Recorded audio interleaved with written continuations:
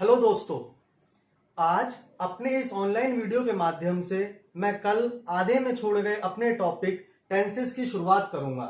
आज हम वहीं से कंटिन्यू करेंगे दोस्तों, जहां से हमने कल छोड़ा था। जैसा कि आप इस बोर्ड पर देख पा रहे होंगे, मैंने सबसे ऊपर टेंस लिखा। दोस्तों, टेंस का मतलब हमने कल भी जाना था। टेंस को हम हिंदी में समय या काल बोलते हैं, इंग्लिश में हम इसे टाइम भी बोल सकते हैं।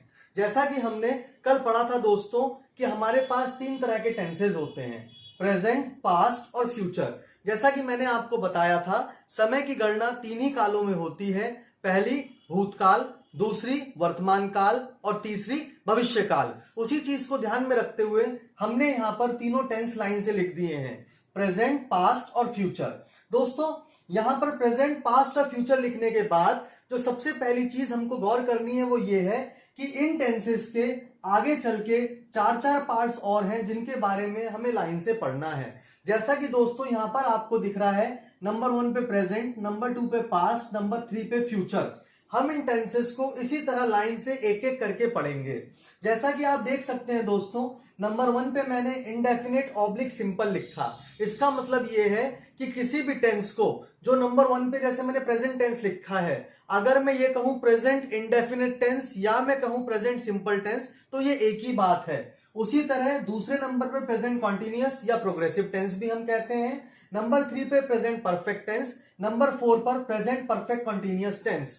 उसी तरह जब हम पास्ट टेंस की बात करेंगे दोस्तों, उसमें भी हमारे पास सीखने के लिए चार तरह के पास्ट टेंस रहेंगे। नंबर 1 पे पास्ट इंडेफिनिट या सिंपल टेंस, नंबर 2 पे पास्ट कॉन्टिन्यूअस या प्रोग्रेसिव टेंस, नंबर 3 पे पास्ट परफेक्ट टेंस और नंबर 4 पर पास्ट परफेक्ट कंटिन्यूअस टेंस। उसी तरह जब हम फ्यूचर की बात करते हैं दोस्तों, तो फ्यूचर इंडेफिनिट या सिंपल टेंस, फ्यूचर कंटिन्यूअस या progressive tense, future perfect tense या फिर फ्यूचर परफेक्ट कंटिन्यूअस टेंस। इस तरह दोस्तों अगर हम टेंसेस के सारे पार्ट्स की बात करें तो ये मिला के एक नंबर में 12 हो जाते हैं। इसका मतलब हमें क्या करना है दोस्तों, हमें तीन टेंसेस के ये चार चार पार्ट पढ़ने हैं। इसका मतलब एक टेंस के 4 पार्ट हो गए और तीन टेंसेस के 12 पार्ट हो गए। दोस्तों, जब मैं टेंसेस सीखने गया या जब मैं इंग्लिश सीखने गया, तो शुरुआत में मुझे ये तक नहीं पता था कि कितने टेंस होते हैं, उनके कितने पार्ट होते हैं या इनका यूज हम किस तरह से करते हैं। तो मैंने अपना पूरा ध्यान इस तरफ लगाया कि चाहे जो भी हो जाए, मुझे मेरे टीचर के द्वारा बताई गई एक एक चीज को बिल्कुल ध्यान में रखना है। उसका रिवीजन डेली अपने घर में जाकर के मुझे करना है। तो ये सब चीजें आप भी याद रखिएगा दोस्तों। आप लोगों ने अक्सर सोचा होगा या अक्सर आप सुनते होंगे या अक्सर ये महसूस करते होंगे कि कई बार हमें ये महसूस होता है कि हम सामने वाले की बात सुन रहे हैं पर उसको उत्तर नहीं कर पा रहे हैं, या अगर हम उत्तर करते भी हैं तो हमें यह समझ में आ जाता है कि हम सही लैंग्वेज में उसका उत्तर नहीं कर पा रहे हैं। तो इन सभी सवालों का एक ही जवाब है दोस्तों, वो है ट्रांसलेशन। जिस तरह से दोस्तों हमारे दिमाग में हिंदी के सारे शब्द फीड रहते हैं, आप किसी भी बच्चे को जिस तरह का माहौल देंगे वो बच्चा उस तरह का हो जाएगा। आपको पता है, हमारे हिंदुस्तान में टिपिकल हिंदी भाषी क्षेत्रों में पैदा हुए बच्चे को कभी भी हिंदी सीखने में दिक्कत नहीं आती है, हिंदी बोलने में दिक्कत नहीं आती है। उसी तरह जो बच्चे बाहर के अलग अलग क्षेत्रों में अलग अलग भाषाओं के बोले जाने वाले देशों में, शहरों में या प्रांतों में पैदा होते हैं, वो पैदा होने के तुरंत बाद उन्हीं भाषा के शब्दों को सुनते सुनते उन्हीं भाषा के शब्दों की पुनरावृत्ति अपने वार्तालाप में करते हैं। तो मैं आपसे यहां पर सीधा सा यही बात कहना चाहूंगा दोस्तों कि हमें हिंदी सीखने की जरूरत नहीं है। हिंदी हमारे ब्रेन में ऑलरेडी स्टोर्ड है, ऑलरेडी फीड है। हमें इंग्लिश सीखने की जरूरत है। इन दो लैंग्वेजेस को, एक हमें आती है, दूसरी हमें नहीं आती है, दूसरी हमें सीखनी है। तो इन दोनों को सीखने के लिए हमें एक बात समझनी पड़ेगी दोस्तों कि जो भाषा हमें बहुत अच्छे से आती है उसी भाषा का सर्वाधिक इस्तेमाल करते हुए, उसी भाषा का मैक्सिमम यूज करते हुए हमें दूसरी ना आने वाली भाषा को सीखना है। दोस्तों, जब हम नया नया इंग्लिश बोलना, इंग्लिश लिखना या इंग्लिश समझना शुरू करते हैं तो हमारी सबसे पहली जिम्मेदारी यह बन जाती है दोस्तों कि जो हमारी अपनी मातृभाषा है वो हमें अच्छे से आती हो, उसका यूसेज हमें प्रॉपर पता हो। उसके बाद अगर हमें इंग्लिश ग्रामर के रूल्स पता है, इंग्लिश ट्रांसलेशन के, इंग्लिश कन्वर्जन के रूल्स पता है, तो हमें उसी हिंदी में बोले गए शब्दों को इंग्लिश में ट्रांसलेट करके अपने आगे वाले को बताना है।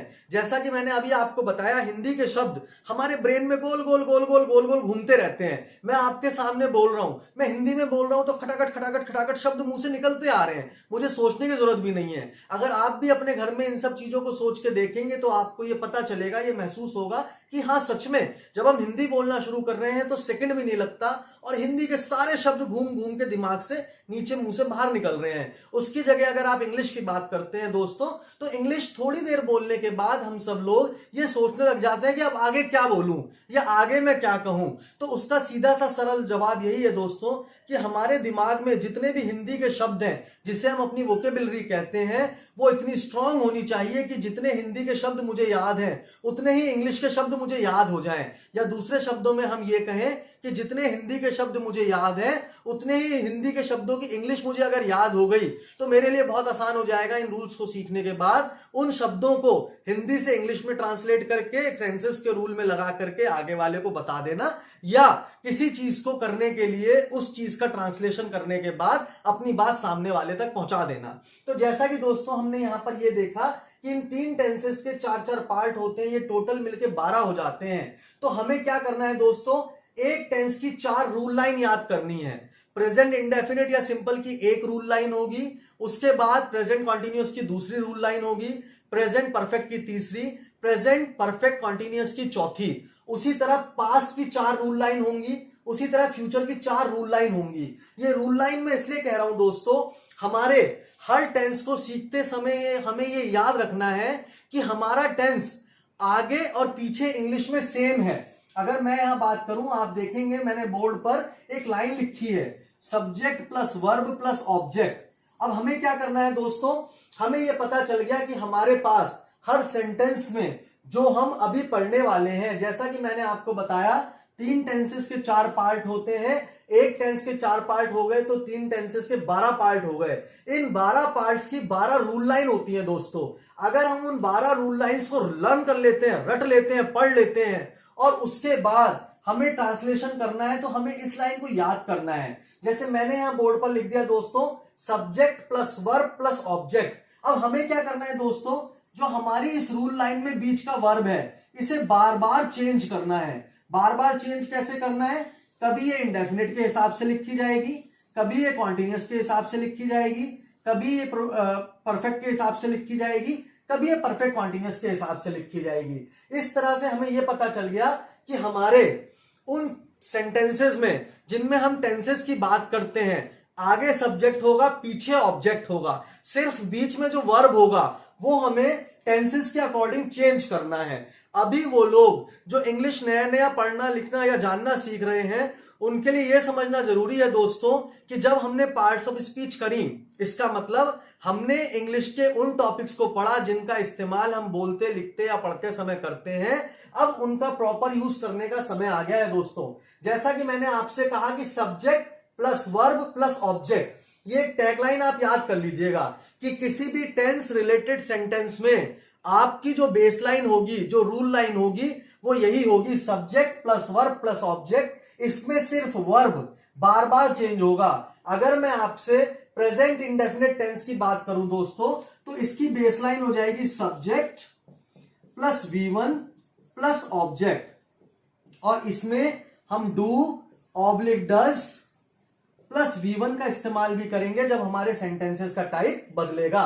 यहां पर हमने क्या देखा दोस्तों, सबसे पहले हमने ये देख लिया कि हमें बीच का, जैसे आपने अब ये देखा दोस्तों V1 प्लस ऑब्जेक्ट, ये किसके लिए हो गया, ये सीधा आपका प्रेजेंट इंडेफिनिट टेंस का रूल है। ऐसे 12 रूल 12 लाइनें आपको लर्न करनी है, रट लेनी है। जैसा कि आपने अभी देखा, जैसे ही मैंने प्रेजेंट इंडेफिनिट या प्रेजेंट सिंपल टेंस की बात करी, आपके दिमाग में यह बात आ जानी चाहिए कि सब्जेक्ट प्लस वर्ब की फर्स्ट फॉर्म प्लस ऑब्जेक्ट। जैसे मैंने प्रेजेंट इंडेफिनिट कहा, आपके दिमाग में तुरंत आना चाहिए sir subject plus V1 plus object, और ब्रैकेट में भी कुछ चीज लिखी, do oblique does plus V1। इसका मतलब ये हुआ, आप ये कहेंगे कि सर एक टेंस में 4 तरह के सेंटेंस होते हैं। किस तरह के सेंटेंस होते हैं दोस्तों, एक पॉजिटिव, एक नेगेटिव, एक इंटेरोगेटिव और एक इंटेरोनेगेटिव। अगर आप मुझसे खाली प्रेजेंट इंडेफिनिट टेंस की बात करेंगे दोस्तों, तो मैं आपसे कहना चाहूंगा कि मैं एक टैगलाइन लेके चलता हूं दोस्तों, एक बेसलाइन हम याद कर लेते हैं। जैसे अगर मैं यहां पर लिखता हूं राम क्रिकेट खेलता है, तो दोस्तों हमें ये याद रखना है कि जिस तरह से मैंने ये एक लाइन यहां पर लिख दी, जैसे राम क्रिकेट खेलता है, तो आपको अभी आज के लिए सिर्फ इतना याद रखना है कि हमने अपने टेंसेस की शुरुआत प्रेजेंट इंडेफिनिट टेंस से करनी है। हम क्या करेंगे दोस्तों, पहले प्रेजेंट इंडेफिनिट पढ़ेंगे, फिर पास्ट इंडेफिनिट पढ़ेंगे, फिर फ्यूचर इंडेफिनिट पढ़ेंगे। उसके बाद हम प्रेजेंट कॉन्टिन्यूअस पढ़ेंगे, पास्ट कॉन्टिन्यूअस पढ़ेंगे, फ्यूचर कॉन्टिन्यूअस पढ़ेंगे, फिर प्रेजेंट परफेक्ट पढ़ेंगे, पास्ट परफेक्ट पढ़ेंगे, फ्यूचर परफेक्ट पढ़ेंगे। उसके बाद प्रेजेंट परफेक्ट कॉन्टिन्यूअस पढ़ेंगे, पास्ट परफेक्ट कॉन्टिन्यूअस पढ़ेंगे और फ्यूचर परफेक्ट कॉन्टिन्यूअस पढ़ेंगे। इसका मतलब टोटल 12 टेंसेस अब पढ़ेंगे। हमारी जो पहली शुरुआत है हमने प्रेजेंट इंडेफिनिट टेंस से करी है। हमने जैसे ही अपना पहला टेंस आज पढ़ने के लिए लिया, हमें सबसे पहले दो चीज याद रखनी है कि प्रेजेंट इंडेफिनिट टेंस की जो रूल लाइन होती है वो ये होती है, सब्जेक्ट प्लस वर्ब की first form plus object. Bracket में हमने लिख दिया do oblique does plus V1। इसका इस्तेमाल हम कब करेंगे, जब हम किसी क्वेश्चन की बात करेंगे या किसी नेगेटिव सेंटेंस की बात करेंगे। ये मैं आपको भी बता दूंगा दोस्तों। हमने क्या करा, हमने यहां पर लिख दिया subject plus V1 plus object do oblique does plus V1। उसके बाद हमें एक टैग लाइन, एक हिंदी की लाइन इन 12 टेंसेस के लिए यूज करनी है दोस्तों। क्यों यूज करनी है, जैसे मैंने लिखा राम क्रिकेट खेलता है, आपको यह बात ध्यान रखनी है दोस्तों कि ऐसी 12 लाइनें हम अभी रटने जा रहे हैं, हम अभी याद करने जा रहे हैं। अगर आप मुझे सुन पा रहे हैं, अगर आप मेरी बात ध्यान से सुन रहे हैं, तो एक चीज का ध्यान रखिएगा, आज पहले दिन रिवीजन करने के दौरान सबसे पहले अपनी कॉपी में टेंस लिखिएगा, ब्रैकेट में टाइम समय या काल लिख लीजिएगा। उसके बाद प्रेजेंट इंडेफिनिट टेंस लिखने के बाद सबसे पहले इसकी बेसलाइन रूल लाइन लिखिएगा, subject plus V1 plus object bracket में do oblique does plus V1 लिख दीजिएगा। उसके बाद राम क्रिकेट खेलता है इसकी टैगलाइन लिखिएगा। इसका मतलब ये हो जाएगा कि इन 12 टेंसेस की 12 रूल लाइन आपको याद करनी है और इन 12 टेंसेस की 12 टैगलाइन हिंदी में आपको याद करनी है। ये इसलिए याद करनी है दोस्तों क्योंकि टेंसेस के रूल अपने आप में यूनिक हैं। जो चीज किसी एक सेंटेंस में लग गई, जो रूल किसी एक टेंस के लिए यूज हो गया, वो कभी भी किसी और टेंस के लिए कहीं पर भी यूज नहीं होगा। उसी तरह अगर हम यहां देखें, हमने यहां पर लिख दिया do oblique does plus V1। इसका मतलब डू और डस के साथ हमेशा वर्ब की फर्स्ट फॉर्म यूज होगी, कभी भी वर्ब की किसी और फॉर्म का डू और डस के साथ इस्तेमाल मत करिएगा। दूसरी बात, डू और डस का इस्तेमाल हमेशा प्रेजेंट इंडेफिनिट टेंस में होगा, इनका इस्तेमाल कभी भी कहीं और नहीं हो सकता। अब हमने हिंदी की लाइन यहां पर क्यों लिख दी दोस्तों, क्योंकि हिंदी में अगर हम हिंदी में टेंसेस के अकॉर्डिंग देखें दोस्तों, तो नंबर 1 पे राम लिखा है, नंबर 2 पे क्रिकेट लिखा है। जैसा कि मैंने अभी आपको बताया था कि हमारे पार्ट्स ऑफ स्पीच का एक बहुत बड़ा रोल है आगे चल करके टेंसेस को सीखने में, डायरेक्ट इनडायरेक्ट स्पीच को सीखने में या एक्टिव एंड पैसिव वॉइस को सीखने में। तो उसकी शुरुआत हम यहां से करते हैं दोस्तों।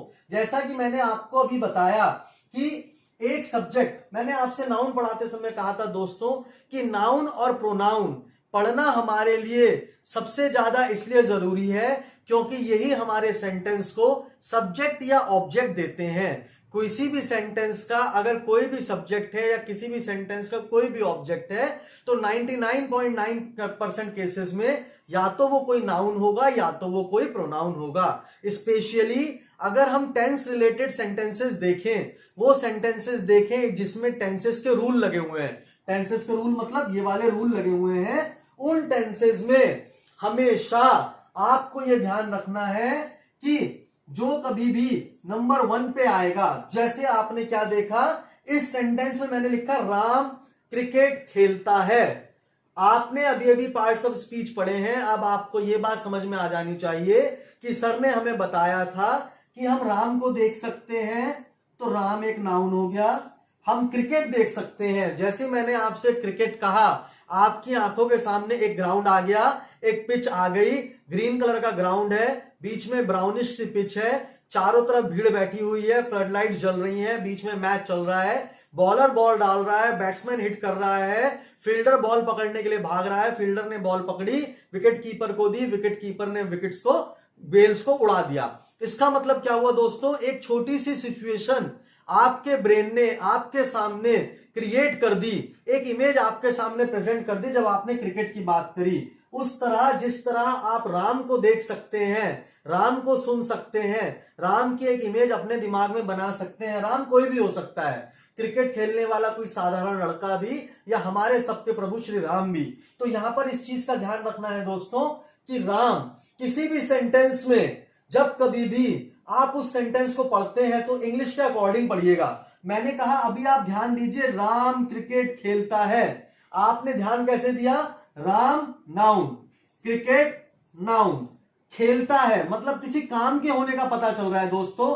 इसका मतलब ये खेलता है एक वर्ब हो गया।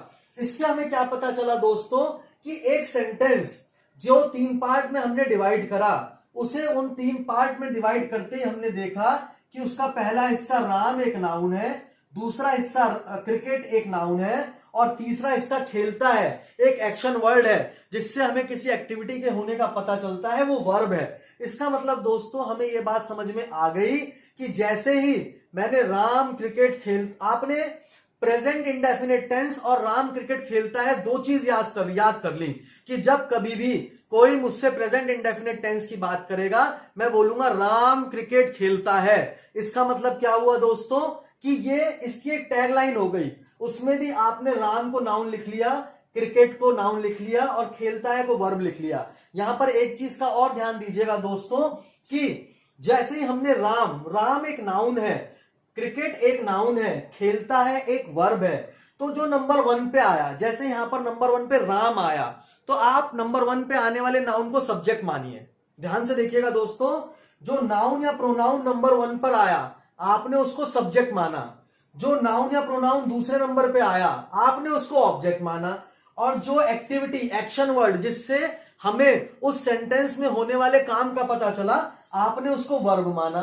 तो हमें पहले यहां पे पता चला नाउन वर्ब, अब क्या पता चला, सब्जेक्ट ऑब्जेक्ट वर्ब।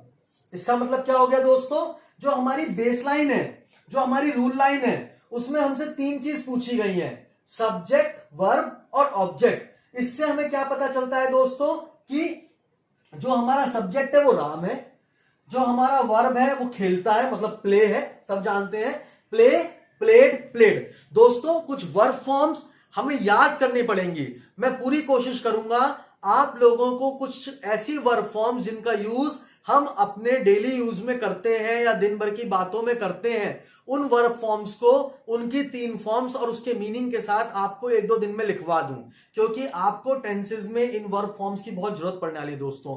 तो जैसे ही मैंने आपसे कहा, आपने प्रेजेंट इंडेफिनिट टेंस की बात करी, प्रेजेंट इंडेफिनिट टेंस में आपने सबसे पहले याद करा राम क्रिकेट खेलता है, उसमें फिर पार्ट्स ऑफ स्पीच की हेल्प लेके पार्ट्स ऑफ स्पीच पहचाने।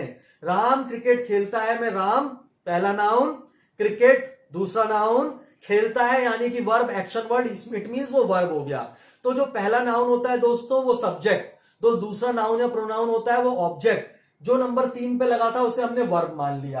अब उसके बाद नंबर 3 स्टेप पे हम कहां चले गए दोस्तों, इसकी रूल लाइन पे चले गए, इसकी बेस लाइन पे चले गए। इस बेस लाइन में हमने क्या देखा दोस्तों, हमने इसे भी रटा हुआ है, subject plus V1 plus object. तो हमने यहां पर क्या देखा दोस्तों, सब्जेक्ट की जगह हमने राम लगा दिया, V1 की जगह हमने प्ले लगा दिया, और ऑब्जेक्ट की जगह हमने क्रिकेट लगा दिया। तो प्रेजेंट इंडेफिनिट टेंस में राम क्रिकेट खेलता है, जो हमने हिंदी में याद करा, जो हम अक्सर हिंदुस्तानी करते भी हैं, हर चीज हमें हिंदी में पहले समझ में आती है, राम क्रिकेट खेलता है। दोस्तों यहां पर एक चीज और ध्यान देने लायक है कि वो जितने भी सेंटेंसेस होंगे, चाहे छोटे से छोटा या बड़े से बड़ा, जिनके एंड में ता है, ते है, ती है, इस तरह से उनकी एंडिंग होगी, वो सारे सेंटेंसेस प्रेजेंट इंडेफिनिट टेंस की कैटेगरी में आएंगे।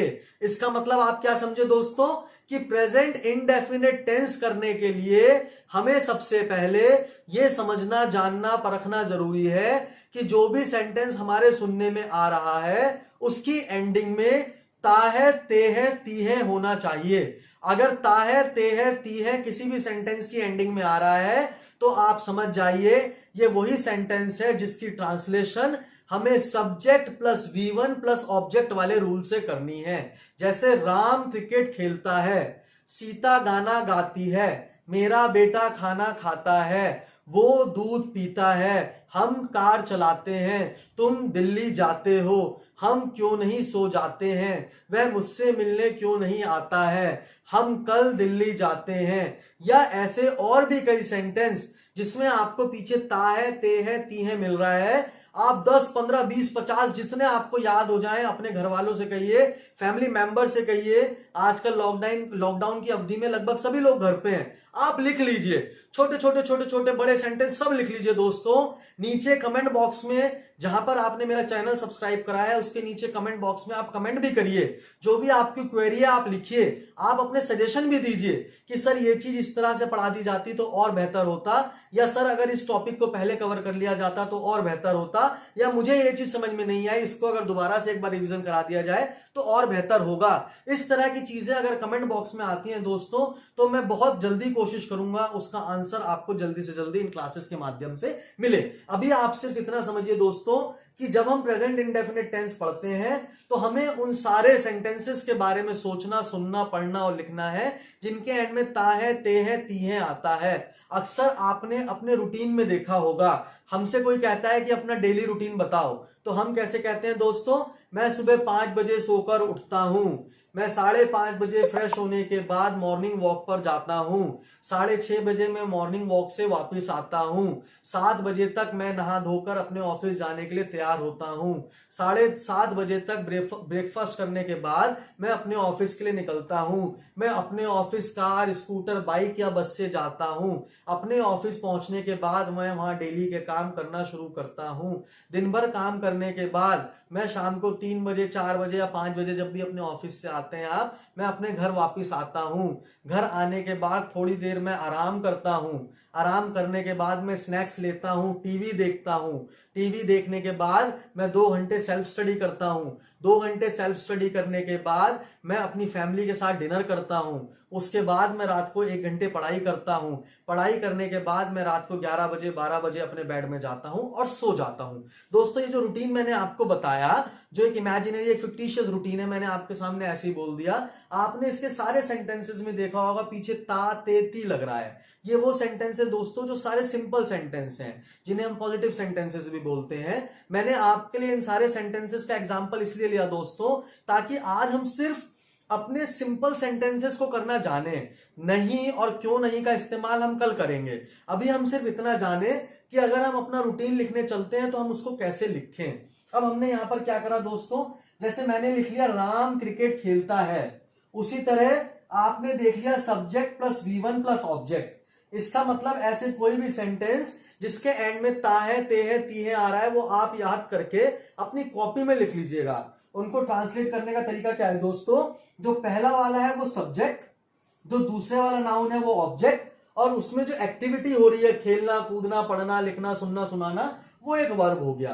तो आप सबसे ऊपर बेसलाइन लिख लीजिएगा subject plus V1 plus object. इसका मतलब क्या हुआ दोस्तों कि आपको सब्जेक्ट लिखना है, फिर वर्ब की फर्स्ट फॉर्म लिखनी है, फिर ऑब्जेक्ट लिखना है। दोस्तों इसमें भी एक चीज ध्यान रखनी है, जो आप V1 लिखेंगे, जो वर्ब की फर्स्ट फॉर्म लिखेंगे, वो अकॉर्डिंग टू सब्जेक्ट लिखी जाती है। अकॉर्डिंग टू सब्जेक्ट कैसे लिखी जाती है दोस्तों, हमारा जो सब्जेक्ट होता है वो या तो सिंगुलर होता है दोस्तों, या तो फिर वो प्लूरल होता है। जैसा कि मैंने देखिए यहां पर लिखा हुआ है दोस्तों, जब हमने आपके साथ प्रोनाउन पढ़े थे तो हमने वहां पर लिखा था फर्स्ट पर्सन आई और we, second person you, third person he, she, it, they या कोई नाम। दोस्तों जैसा कि आप सभी जानते हैं इंग्लिश में जो बोलता है वो फर्स्ट पर्सन होता है, जो सुनता है वो सेकंड पर्सन होता है, जिसके बारे में बात होती है वो थर्ड पर्सन होता है। तो यहां पर हमें इन चीजों को ध्यान रखना है दोस्तों कि हमारा जो सब्जेक्ट होता है, जो नंबर 1 पे लिखा होता है, या तो वो सिंगुलर होता है या प्लूरल होता है, या तो वो फर्स्ट पर्सन में होता है, सेकंड पर्सन में होता है, या तो फिर थर्ड पर्सन में होता है। तो उस चीज का ध्यान हम कैसे करेंगे दोस्तों, जो हमारा हिंदी का लिखा हुआ सेंटेंस है उस पे जो पहले नंबर पे नाउन लिखा हुआ है, सबसे पहले हमने उसको देखा।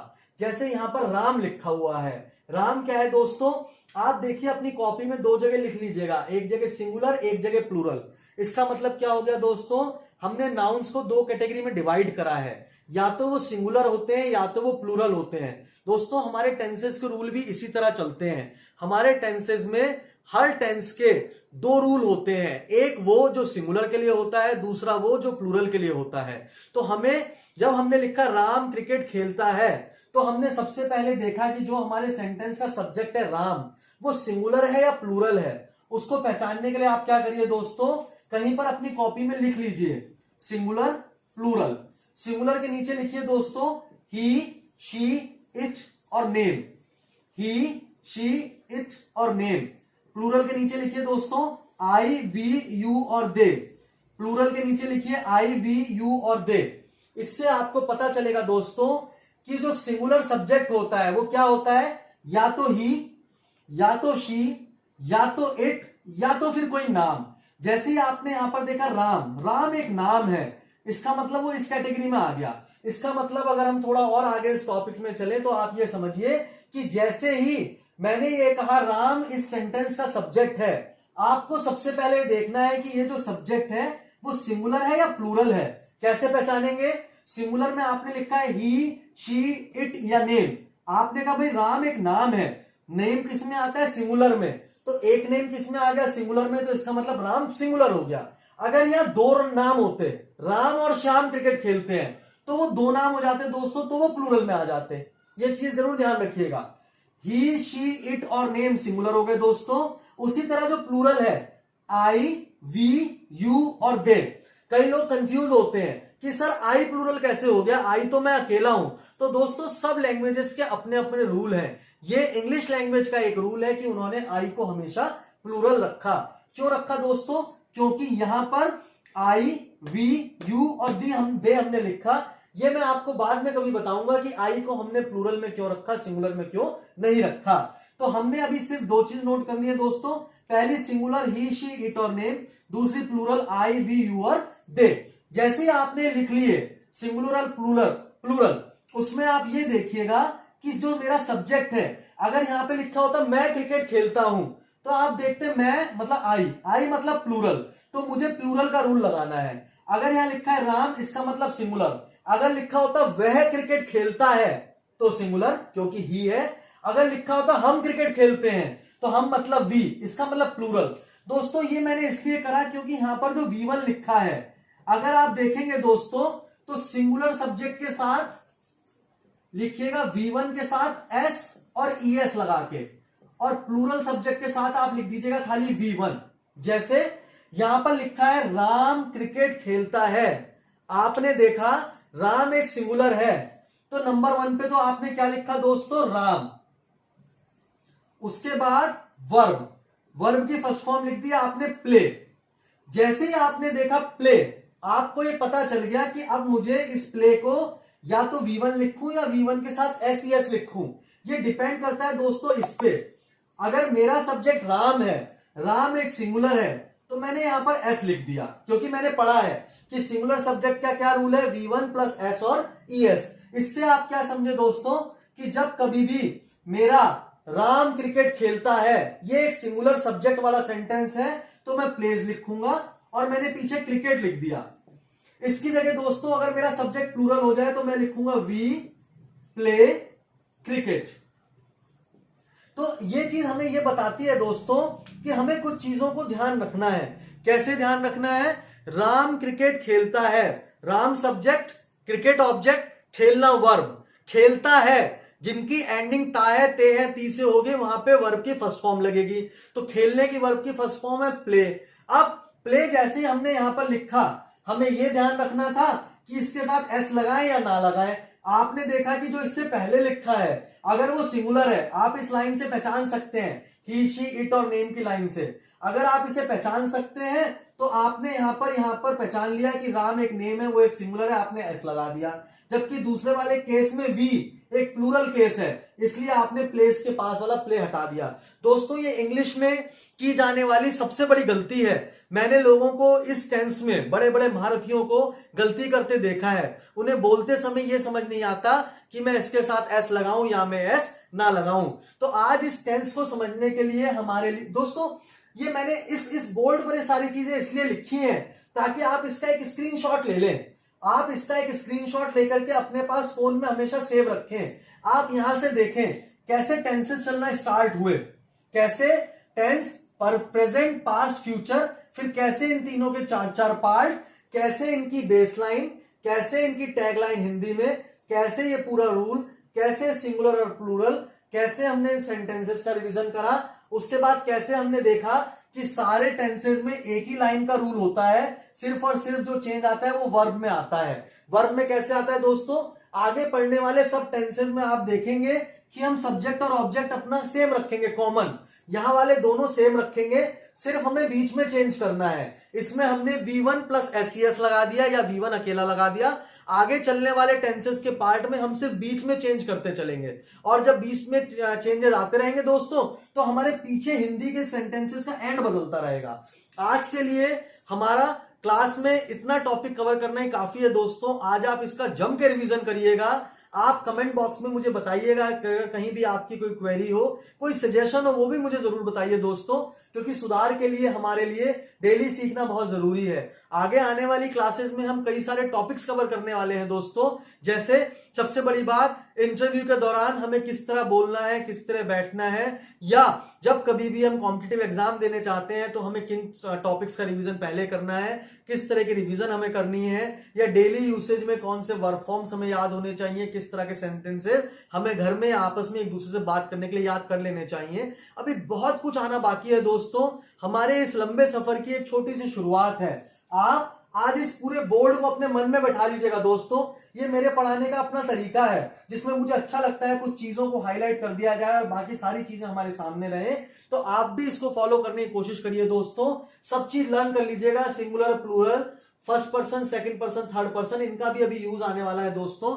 अभी हमने सिर्फ सिंगुलर प्लूरल की बात करी, हम इनकी भी बात जरूर करेंगे जैसे जैसे आगे आने वाले समय में हम इनका यूज करते हैं। याद जरूर करिएगा, फर्स्ट पर्सन आई और वी होता है, सेकंड पर्सन यू होता है, third person he, she, it और नेम और दे होता है। तो दोस्तों आज की क्लास हम यहीं पर खत्म करते हैं, जिसमें हमने प्रेजेंट इंडेफिनिट टेंस पढ़ने की शुरुआत करी दोस्तों। ये टेंसेस का 1% हिस्सा हमने कवर करा, पर इस 1% को अगर हम ध्यान से समझ लेते हैं तो बाकी का 99% हमें बहुत अच्छे से समझ में आ जाएगा। स्पेशली कुछ वो चीजें जो मैंने आपको बताई हैं अभी, जैसे राम क्रिकेट खेलता है दोस्तों, हिंदी के 12 सेंटेंस याद करने हैं, फिर उसी हिंदी के सेंटेंस की 12 रूल लाइन याद करनी है। उसके बाद जब ये 12 टेंसेस हम खत्म करेंगे दोस्तों, मैं एक पैराग्राफ आपको दूंगा ट्रांसलेशन करने के लिए। आप देखिएगा कितनी जल्दी आप उस पैराग्राफ को ट्रांसलेट कर पाते हैं। तो आज हमने दोस्तों सिर्फ सिंपल सेंटेंसेस के बारे में पढ़ा है, पॉजिटिव सेंटेंसेस के बारे में पढ़ा है। कल हम सेंटेंसेस का रिवीजन करेंगे, पॉजिटिव, नेगेटिव, इंटेरोगेटिव, इंटेरोनेगेटिव, सब तरह के सेंटेंसेस यहां करने की कोशिश करेंगे। आप मेरी कल की क्लास का इंतजार करिए दोस्तों। कल हम सब कुछ बहुत अच्छे से रिवीजन करके प्रिपेयर करने वाले हैं। मेरा नाम निखिल है, मैं हरिद्वार का रहने वाला हूं। आप मेरे वीडियो को लाइक, शेयर और सब्सक्राइब करते रहिए दोस्तों। जो भी आपके सजेशन मेरे क्लास को अच्छा बनाने के लिए आप देना चाहते हैं वो कमेंट बॉक्स में जरूर लिखिएगा। आपका हार्दिक धन्यवाद दोस्तों इस वीडियो को देखने के लिए। धन्यवाद, थैंक यू।